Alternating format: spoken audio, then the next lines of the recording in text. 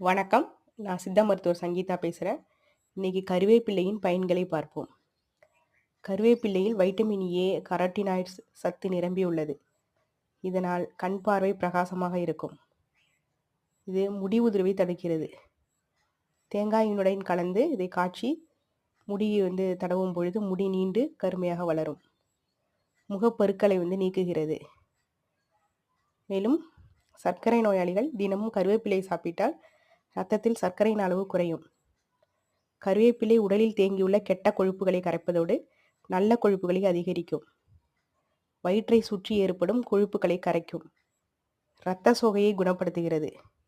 கல்லீரலை பாதுகாக்கிறது. மேலும் இதயம் மற்றும் பெருந்தமனி தடிப்பு போன்ற பிரச்சனைகளிலிருந்து பாதுகாக்கிறது. கறிவேப்பிலை சாப்பிடுவதால் ஒட்டுமொத்த உடலையும் பிரகாசமாக வைக்கிறது. இரத்த அணுக்களை அதிகரித்து இரத்த சோகையிலிருந்து நம்மை பாதுகாக்கின்றது.